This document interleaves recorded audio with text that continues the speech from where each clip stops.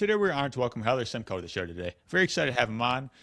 She talks about some amazing topics today, all about basically addiction recovery, right? Basically being able to take control of your habits, being able to be self-empowered. That's what it's all about. Being able to overcome our past patterns, all these things. There's so many different tools and techniques we get into, but a lot of times there's a lot of confusion, right? We're kind of in the weeds of these things, and we're not able to get over certain habits, basically due to past trauma, whatever it is, right? We all have our own life path. But basically overcoming ourselves to get to the other side of these things, to live a life that we desire, is so important. So I'm very happy to have her on today, share her insights with us. How are you doing today, Heather? I'm great. How about yourself? Doing great.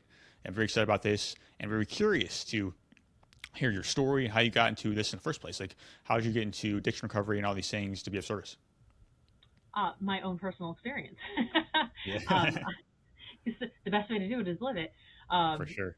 uh, but also part of my conversation is helping people not have to hit a bottom to be able to transform their lives, which I find is very important. Yeah, But my own personal journey of I've been sober for over 12 years now, and the journey of hitting rock bottom and having to rebuild my life and myself back after that, and the stigmas that were around it. So yeah, my own personal journey brought me to where I am now, and the passion and purpose that I get to live now, helping other people transform their lives. that's awesome. Yeah, we all have like these experiences that we go through. It's like we ultimately turn our pain into purpose. That's what I find for the majority of people. We go through these transformational experiences and then we want to help people on the other side, right? So Hmm. it's what I find for most people. Do you see that as well? Yeah. Oh yeah. Entirely. Yeah. So what was that like going through that? Like, what were some of the things that you overcome in order to get here? Like, what was the story so we can actually kind of find it within ourselves, right? Because we have a lot of uh, trauma, whatever it is that we're going through. We have to be able to overcome these things. Like, is there anything that sticks out for you in particular? Yes. How much time do you have? Okay. Okay. um, in a nutshell, I can usually do it about 3 to 5 minutes or so. But really, where my story began was my parents were teenagers when they had me. They actually ended up getting married, but that fell apart very quickly. And my dad ended up remarrying the girl next door who was only 14 years older than me. So they're basically kids raising kids. And then my biological mom got cut out of my life, and my upbringing was very Cinderella story, like just mom number two, cleaning up after my brothers, verbal abuse, just always less than, kind of the black sheep of the family, so to speak. And I looked different than everyone else, which didn't help. It was like my dad's kid, but I didn't look like anyone else. And so learning how to put up this facade, which most families who are broken do that, present a version, because what happens at home stays at home, kind of stuff. And so I got very good on putting on a version of myself that people needed to see to protect myself personally from what was going on, and to follow that kind of facade to protect the family life based on what I was taught at home. And living that kind of double life after a while starts to seep in. It's just nothing but lies, which when being wired and finding out that I was an addict, it set me up for becoming a very successful addict in my adult life, presenting a version of myself and hiding my addiction behind closed doors. Not realizing that pattern was instilled in me at a very young age. And finally hit high school, became very depressed. I finally let a friend in, um, close enough that my stepmother couldn't control anymore, and cut her back out. And so the loss of a friend, which I've had very few of because we moved around so much, um, I got super depressed and ended up eating my feelings that whole summer. So I went from being super athletic to extremely overweight in one summer.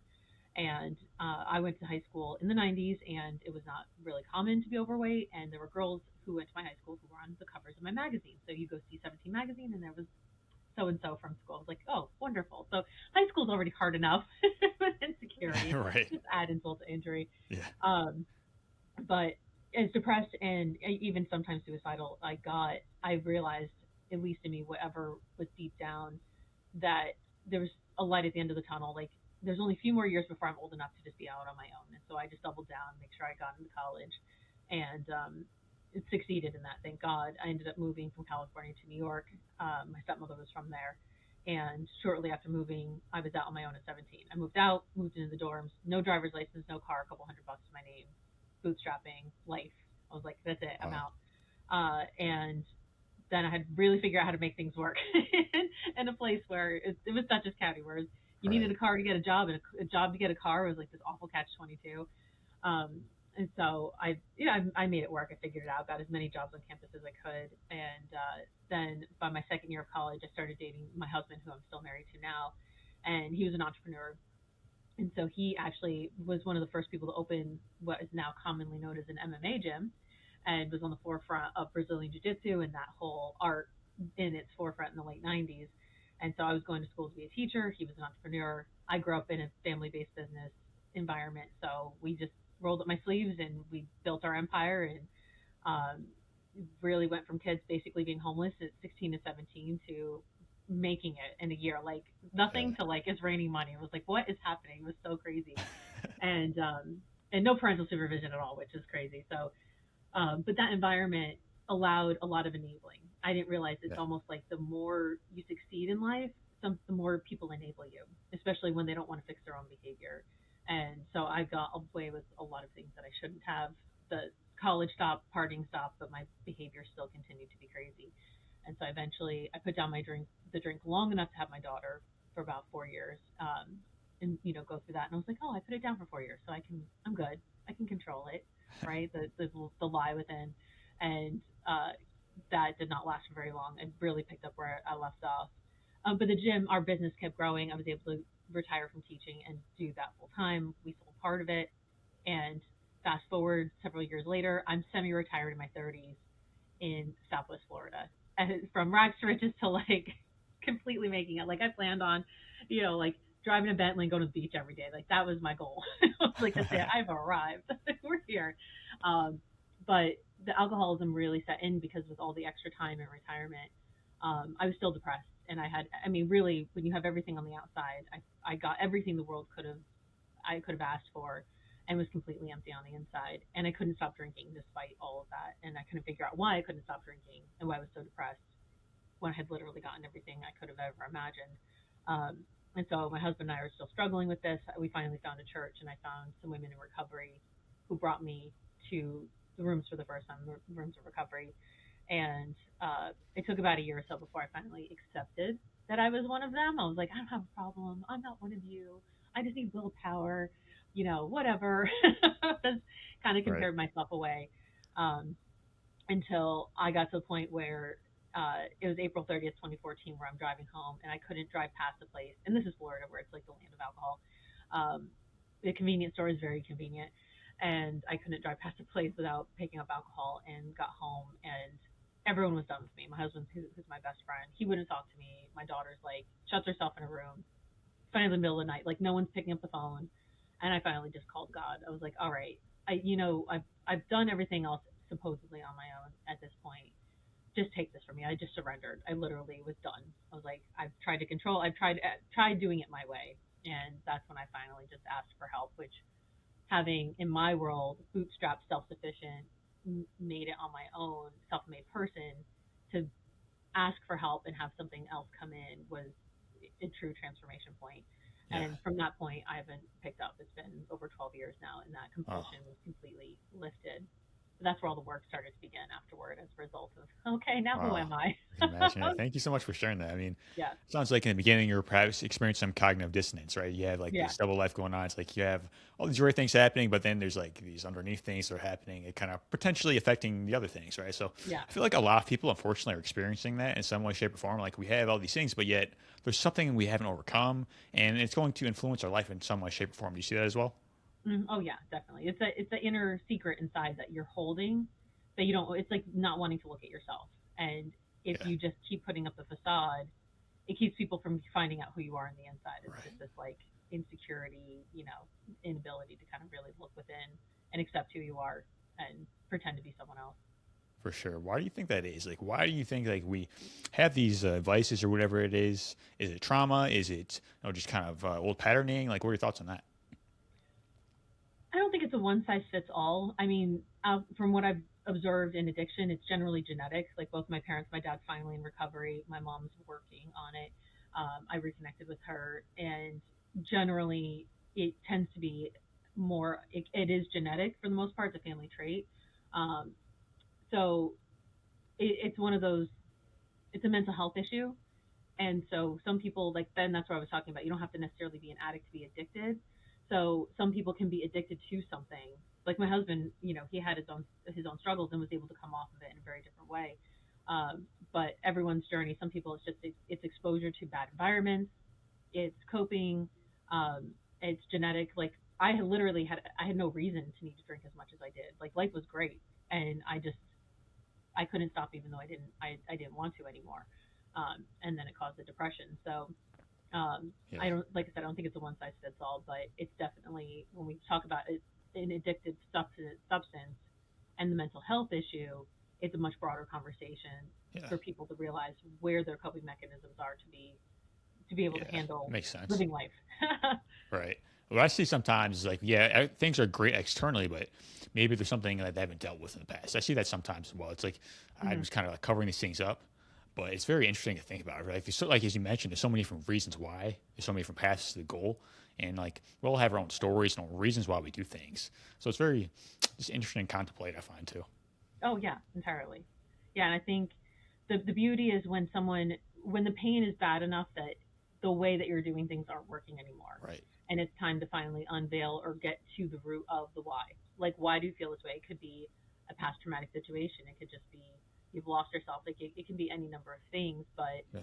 feeling realizing that you're in a loop of insanity, doing the same thing over and over again, expecting different results. It's time to change For sure. paths because you're not getting anywhere. So, Yeah. Do you see like the people like around you that you're hanging around with or whatever it is? Like it can be influential in that way as well. Like we see other people doing it, so hey, this is kind of like maybe what I should be doing. Do you see that at all?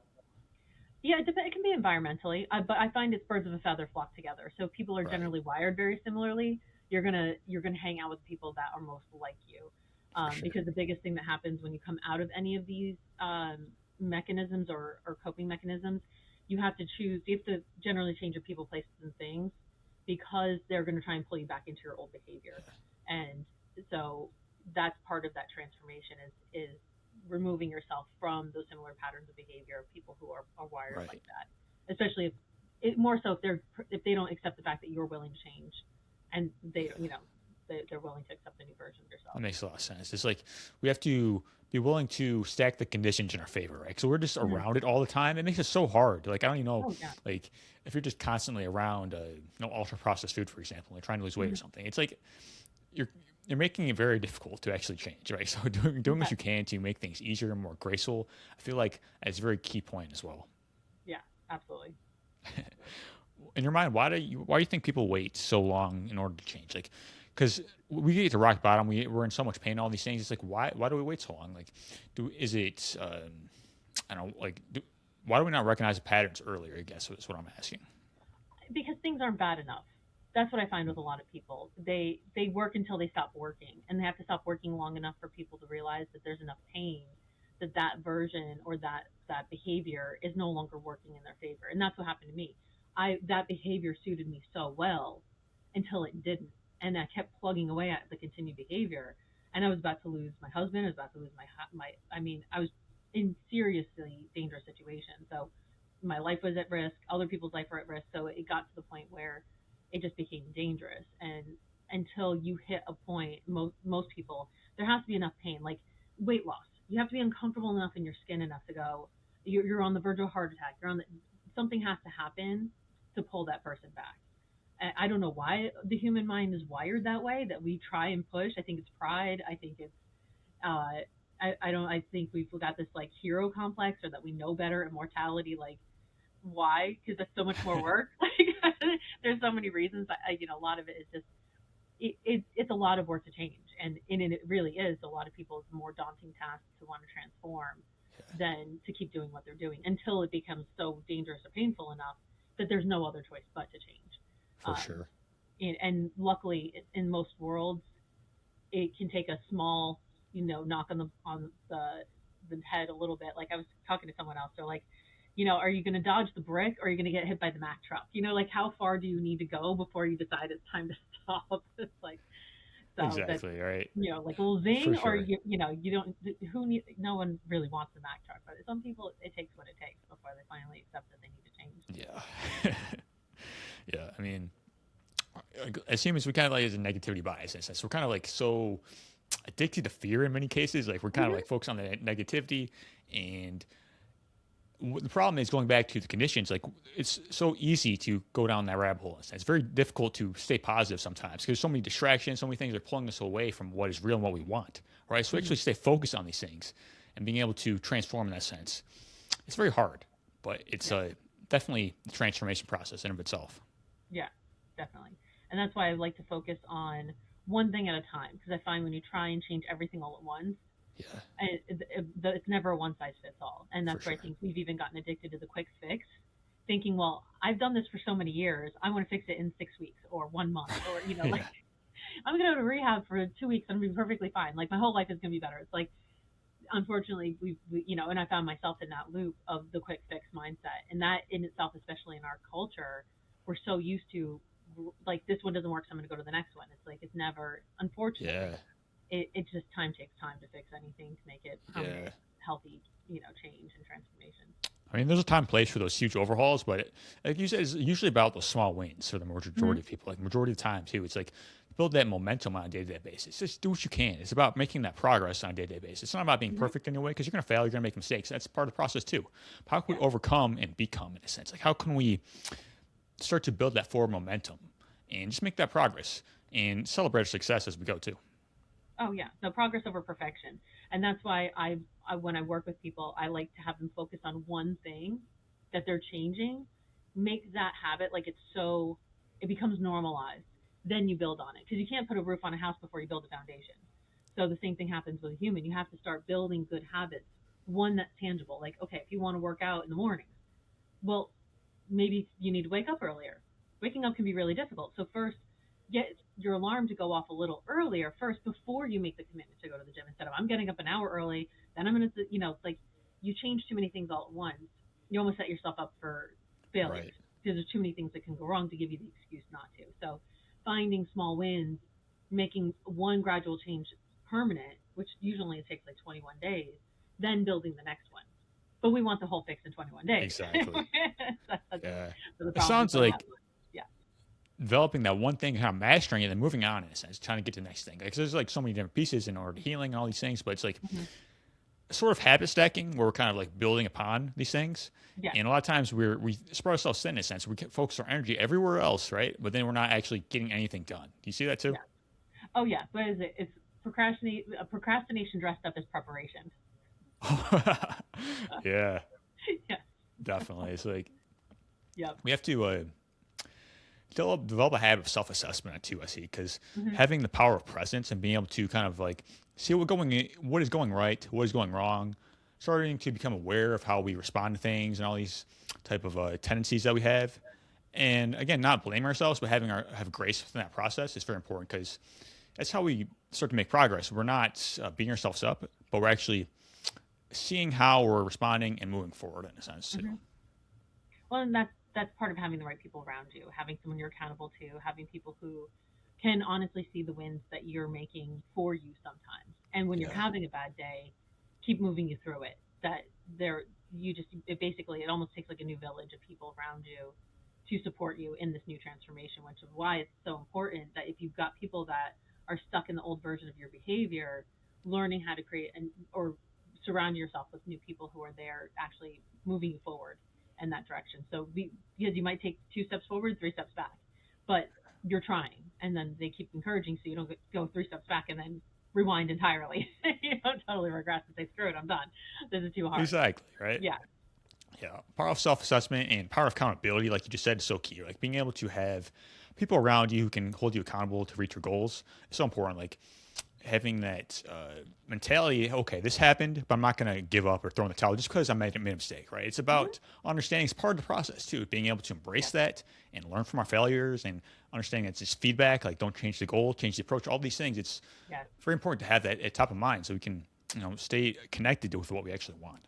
Yeah, exactly. Like the failure becomes data, and when you can Yeah. remove yourself from the emotion that you're not a bad person because you made a mistake, you just made a mistake. How can I learn from? Like, what caused me to make that mistake, Yeah. and not make it personal, even yourself, or beat yourself up. You're like, okay, how do I not do that again? So you turn it into a learning opportunity instead of, a setback, and so then that becomes part of the growth because you can see that mistake ahead of Yeah. time, so you don't make it, as opposed to beating yourself up and then again regressing.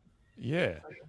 So, For that sure. becomes Like harder to we achieve. personalize things, and what do we do? Like, according to everything I know and like the data and like just being able to work with people, I find that when you beat yourself up and all these things, it makes you less inspired, less motivated. I mean, sometimes it may work in a short instance, but if you want long term fulfillment, long term change, we have to actually understand like we have to embrace these things and do everything that we can to stay on target, right? Stay in alignment with our own goals and our emotional state, all these things. Like it's very important to just have these things on top of mind. It's kind of what I see too.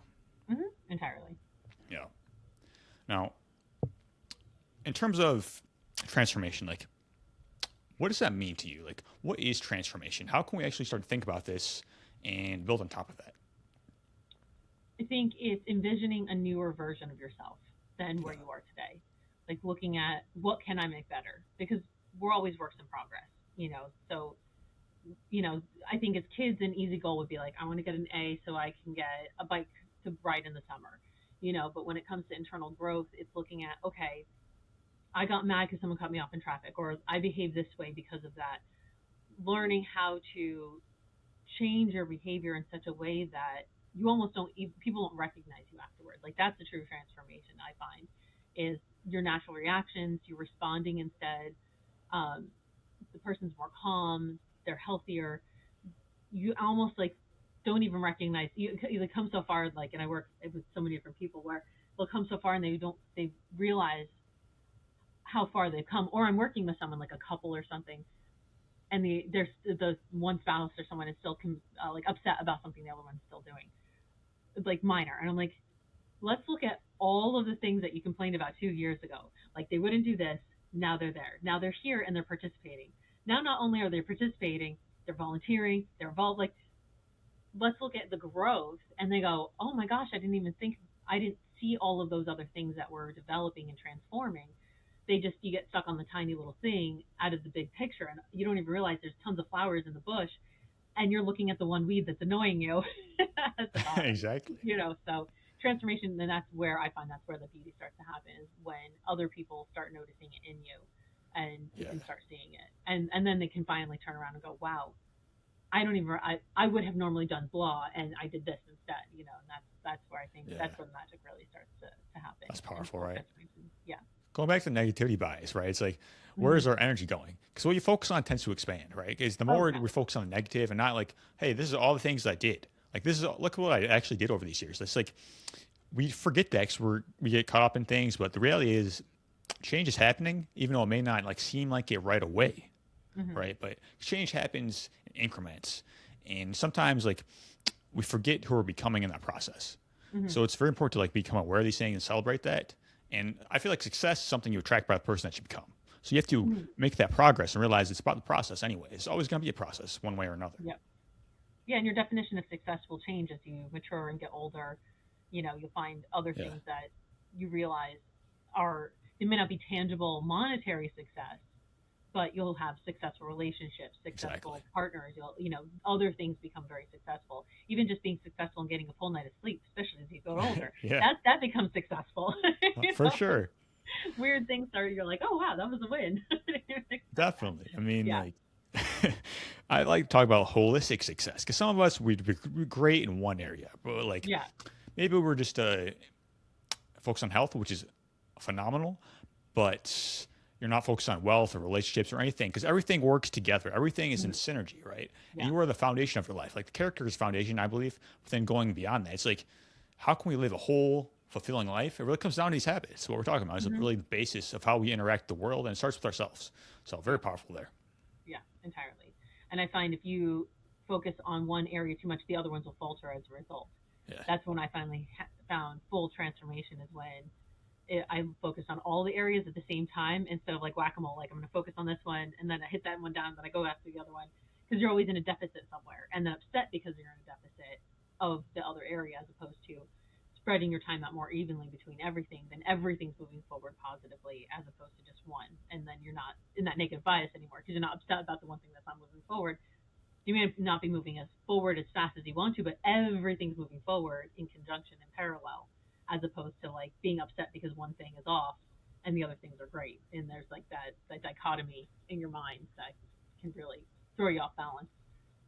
100%. Yeah. The power of self-assessment again. It's like, okay, all these things they work together, but what can I do right now? It's like not Yeah. about overwhelming yourself anyway. It's like, how can I take the action? Just be okay with things not being okay as well. Like we kind of like add to the stress with the mistakes we make. It's like just it's all good. It's there's usually going to be another opportunity some down the line, and Hmm. just kind of go with the flow in a sense. Yeah. Easier said than done for most people. Oh yeah, for sure. So back to transformation, like when you're working with people, like what are you doing to get results? Like in terms of how do we start to build these habits? I'm sure it's a personalized process for everyone, but like, Mhm. is there any like fundamental things that people should think about or work on in a sense? Yeah, usually where I start everyone is a time inventory, basically an assessment, because you're going to find where your like imbalance is, where you're spending time, where you're not spending enough time, where your energy is going, and then that's where you can really figure out what you need to rearrange and what's controlling you versus what are you controlling, or and control is an illusion, but where's your life in balance. And so with every one of my clients, I always start with like a 1 week, no holds barred, I'm no judgment, write down everything that you do every 15 minutes. Like whether you're driving, you're angry, you're doom scrolling, I don't even care. Like it doesn't even matter. We can't figure out what to change until we see who you are fundamentally underneath. And then what's their goal and how do we rearrange what their goal is? Because some people might be, I want to become an entrepreneur. I want to lose 50 pounds. I want to improve my relationship with my husband. Like everyone's goals of what they want to get might be a little bit different, but essentially, before you change anything, you have to take an assessment of where you're at personally. And so, generally, that first week is like just no judgment, full inventory works. And then I have them do is that next second week, try and take out the one main thing to live without that's controlling that takes the most of their time, aside from like work, because you need to work to make money. Like I mean the negatives are the things that might be controlling them, that could be adding unnecessary stress. And so we like, whether it's drinking or it's a substance, or there's some people, like I said, it could just be on your own social media for 2 hours, you don't even realize it, when you could be doing something more. Oh, I don't have time to go to the gym. Are you on your couch on Instagram for 2.5 hours? Because that might be enough time to Right. go to the gym and be on Instagram at the same time. You know what I mean? So that's really where that starts to happen. So Yeah. regardless of whoever I'm working with, we always start with the time assessment first and really get to the root of the way that they're living their life first. Because until you can crack that and rearrange it, you can't really start rebuilding where they're going to go. 100%. Yeah. We have to start to be honest with ourselves. Like, what are we doing? And like, what do we actually want in life? 'Cause a lot of us, we don't even give ourselves permission to go for what we want. We kind of Mm-hmm. live a life that we think we're supposed to live. And that's like, that's part of the reason why we're not even motivated or inspired, right? Because we're doing Mm-hmm. things that are kind of, think we're supposed to do, like the life we think we're supposed to live. And actually, going for our desires is a whole nother thing. So it's like very important to be present so we actually understand what it is, right? Hmm.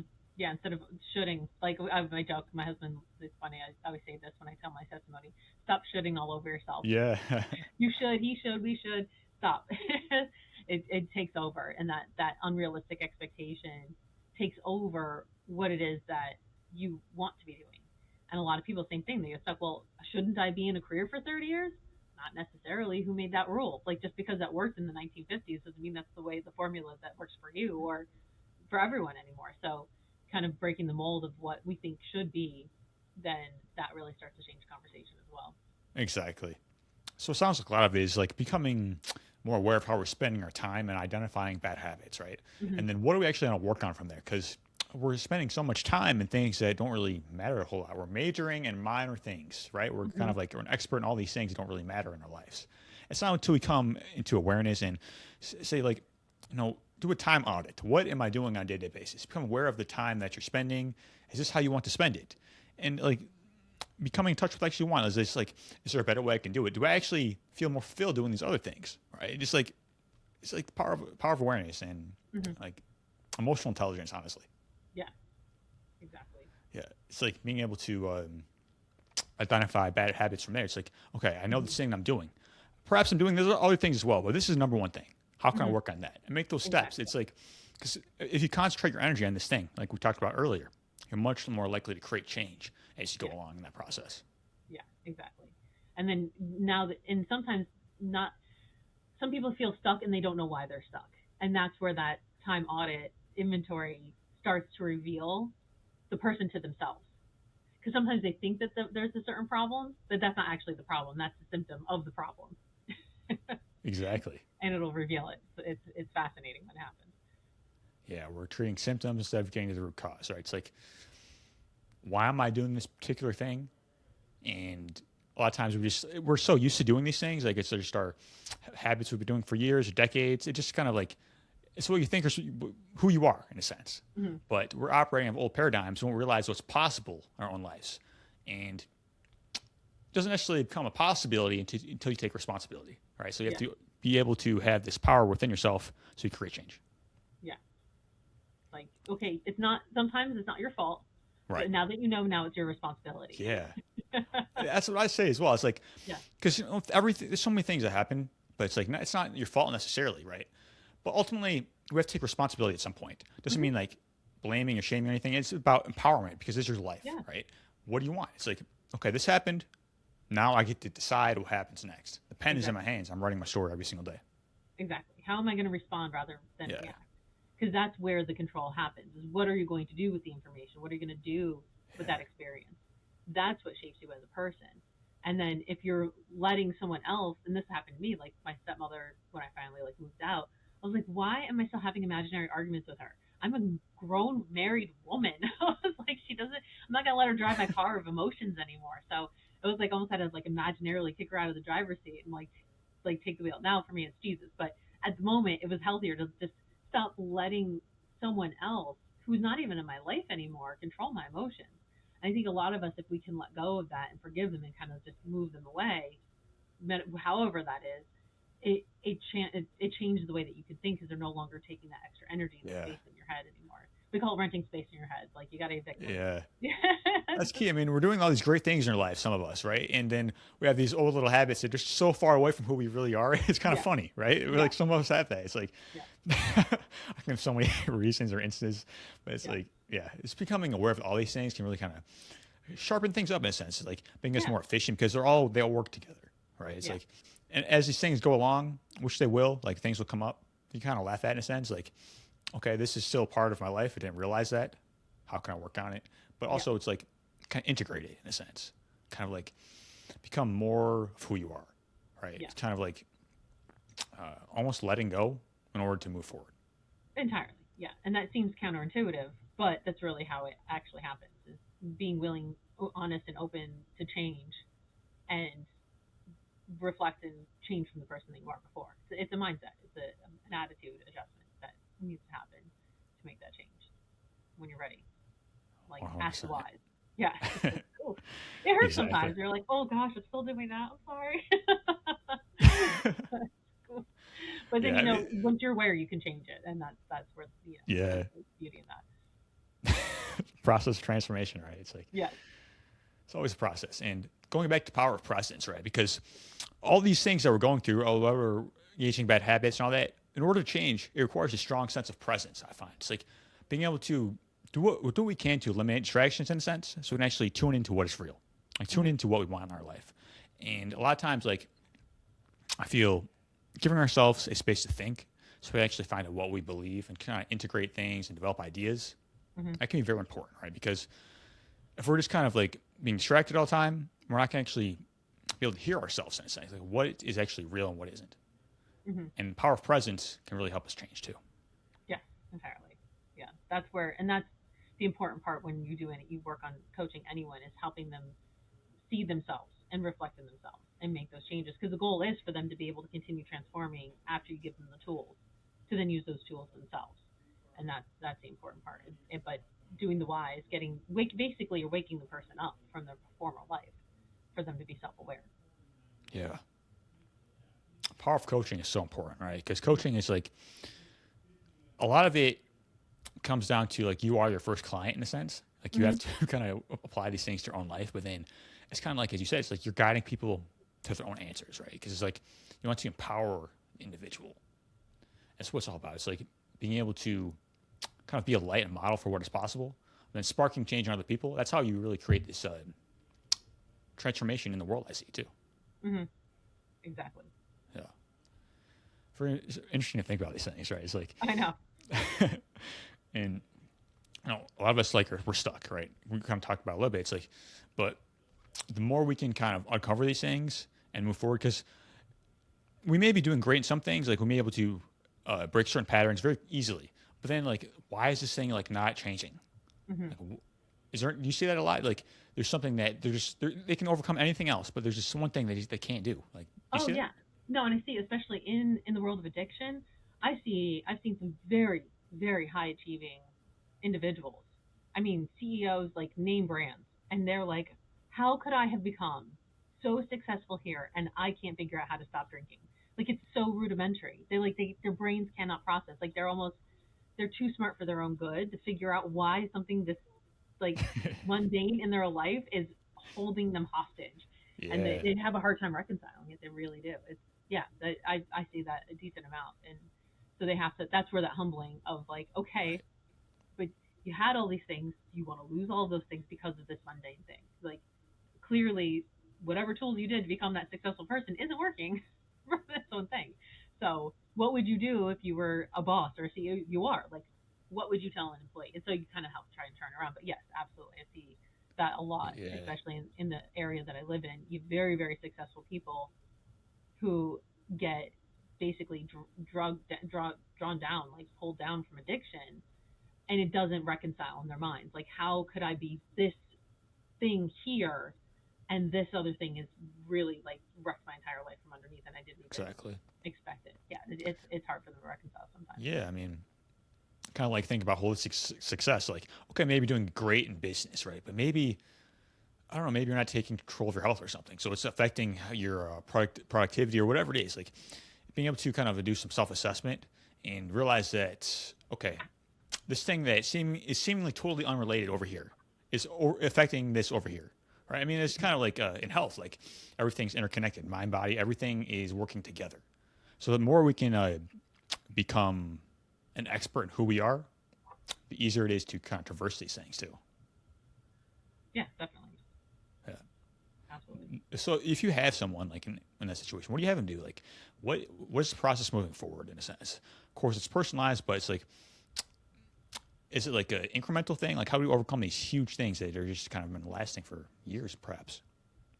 Well, my program, I have it. It's called Balanced, and so each letter represents a different step that we walk through, and so we break down the problems. Like we go through step by step and kind of rewire the way that they're looking at their lives. And so, like I said, it is not one size fits all, but we move through certain steps. Like we break down the problems, we assess them, then we learn about them, then we have a different step for every different thing. So there's a guidance for it, um, but what will happen is as you clean up one thing, sometimes something else comes in. You don't realize that there was some childhood situation. So that's why it's so important for it to be so one on one, because although we have a guided process, there's so many other things that can pop up that can you're not expecting. And also the other part that's very important in any of the processes that I put everyone through is reestablishing boundaries, because when you transform, the biggest thing that I found that has actually regressed. And one girl I worked with for like 8 years, she couldn't hold her boundaries, and she went worse than where she started. Ended up divorced, lost her house. Like it was a mess because her she wouldn't change the people in her life that couldn't accept the new version of herself. And so she let herself become the version of herself that they were used to, that they were uncomfortable with this new version of herself. And so boundaries, we can do as many steps as you want. We can walk through everything, and I've done it. Like the person doesn't even look like the same person anymore. But if you can't hold your boundaries and let everyone know this is the way I expect to be treated now, this is the person that I am now, you have to accept who you are and enforce that. You're not going to be able to hold it. So we go through steps, but it's also implementing boundaries and being coached through how to hold those boundaries in place to make sure to enforce and keep that transformation permanent. Because Yeah, other people, unfortunately, not everyone's going to be a fan of your trend. They're used to either benefiting from you, or they're just used to treating you a certain way. And when you break that chain, they're not always very happy. And so yeah, it's a dual process of going through steps, but also implementing and enforcing new boundaries in their life, yeah. and making sure that it actually stays. Because the worst thing is like I said, I've seen the transformation and have it chipped away by people who just wouldn't accept that person's transformation, and she let them pull her right back down into the pit. It was just one of the saddest things I've ever seen. So I have a good bad example of what not to do. People. Exactly. Yeah. Yeah, some great points there. It's like because you mentioned, it's like as we heal, like we're gonna uncover other things that perhaps we didn't know were even there, right? So why it's always a process, and very interesting to think about too. Yeah. In terms of boundaries, like, do you have people like do anything for that, like in terms of setting boundaries and kind of with upholding them at all? Yeah, and like I said, I know it seems so cliche to keep saying it's not a one size fits all. It really depends. Like, is your boss asking you to work after a certain period of time, like after 7? Does your family want you to answer the phone, like extended relatives, answer the phone at 1 o'clock in the morning because they've got an emergency? Like, really learning what you're capable of doing for other people, learning how to say no, and then enforcing it. And that's where the coaching, like, I have to give them sentences, tools, turn off their phone. Like, you have to really be there for them because it's such an emotional, that's where the manipulation happens and why those boundaries are so difficult, because those people who know you closest basically installed the buttons and programmed you. And so when you, like, basically uninstall their programming, they get very upset. And so you have to really walk them through and coach them the emotional transformation of it, the hurt, the pain. Some people have to let go of certain people in their lives for a period of time. I've had to do that myself, where I've had to just remove certain family members because I'm like, if you're not going to accept this version of me, you can't be in my life until you ABC. And some of them have been able to come in and some have not. And but my transformation and my oxygen mask and who I am as a person and my family unit that I decided to create are more important than those ancillary people, because that's my survival. I'm not going Right. to live if I'm carrying everyone else's garbage. I can't take care of myself. And so that's where Exactly. those boundaries are so important in order to keep and hold that transformation. And then that's where a lot of the other transformations happen, because then people know, okay, she means what she says and she says what she means, and they start respecting you. And if they don't, then again, then they're not worth being in your life. But it Yeah. takes really building up a lot of courage and kind of like grit to be able to walk through that full transformation with someone. Yeah. Um, 100%. yeah, I find that it's not like they don't love you. It's like they don't want to lose you, right? They don't want to yeah, lose the version of you that they think they know who you are. And all these things. A lot of it is because they're fearful of changing themselves as well. Do you see that? yes, yeah. Oh, yeah. That sometimes people are afraid of success, which is funny enough. Yeah. They're almost more afraid of like, okay, now that I change, now I have to keep the change, and that's almost more terrifying than just staying the same. It's Yeah. I mean, yeah, fear of failure, but also fear of success. fear of It's a real success. thing. It really is, and you would never think like, of course, everyone's like, yeah, success is awesome. No, but now you have to maintain it. It's a whole other level of work we're used to. For sure. Yeah, and that's scary too. So You have exactly. any processes for like overcoming fear in a sense? Because it plays into everything. It's so important to like be aware of these things and overcome these things to actually become the person we're designed to. Yeah, well, you have to walk through and ask the person, why are you afraid? Like, where did you learn that from? Who instilled that in you? Where, like, I've seen it. Like, where is it hurting your life instead of helping you move forward? Like, is this just in your head? Like, where's the danger? Like, there's fear, which is basically false evidence appearing real, versus danger. Like, yes, there's healthy fear. Like, you should fear certain things, clearly. But when they're self made things in your head that you're preventing yourself or creating roadblocks, you have to break down the why. Well, why are you afraid? Where did you get that idea from? And then you start digging through where that fear, what caused the fear in the first place, and that's where you can kind of start unlocking all those other the Right. shoulds and expectations, cultural biases, any of those things that were instilled in them, and start rewiring what that looks like and letting them see for themselves this isn't real. Like I had to do that even with myself. I'm like, what am I really afraid of? Like what's the worst thing that could happen? And so you kind of have to almost walk them through. Okay, fine, your fear is real. Live it. What's gonna happen? And they go, oh yeah, that was kind of unreasonable, wasn't it? I'm like, yes. Now let's look at that fear. Like we walk. Okay, where are the real dangers or hiccups or things that you need to be aware of? But where is the fear actually just holding you back as opposed to getting to you to where you want to go? And so yeah, that's what we have to do. The lesson, Yeah. almost like a whole session right there. I've had to do in the I past. love that. It makes a lot of sense. For Yeah, me, I like to say no fear, right? KNOW. You must yeah, understand it. You have to understand your tendencies, your dispositions to actually navigate in a skillful manner. yeah, It's not about not having it, right? Because as the saying goes, it's like courage is not the absence of fear, it's having the fear and doing it anyways. But the more yeah, intelligent that we are within this, the easier it is to navigate it, right? Because we have to, again, going back to understanding our responses and all these things, they can really help us navigate that. So we can actually utilize it as a tool. We Yeah. cannot like, no, we're no longer letting us make us stuck and holding us back. We're actually using it to propel us forward, and that's Hmm. where the skill comes in. Exactly. Identifying it and realizing where it's is it constructive fear or deconstructive fear? Like Yeah, where is where is it holding you back and actually or destroying your life? 100%. All right, Heather, this has been awesome. I really appreciate you today for coming on the show, sharing your story with us, and how we can actually overcome these tendencies and habits so we actually become the person we're designed to be, right? There's so many different ways of doing this, so many different things we can do, and it really comes down to self assessment and self awareness so we can actually be empowered with our own lives and be a model in life for what is possible, right? Because we have so much transformation on the table for us, right? With so much potential. And what are those things that are holding us back so we can actually move forward in our life? So it's been really fun, and I appreciate you so much. Thank you for having me. Appreciate it. Yeah, so if we can get connected with you and all your work, we can go for that. Yes, thank you. And, Where can we go to find your all oh, your? sorry. HeatherSimco.com, and all my social medias are the same. So it's at Heather Simco, Instagram, TikTok, YouTube. Yes, you can connect me with me Awesome, all over thank you so different areas. much.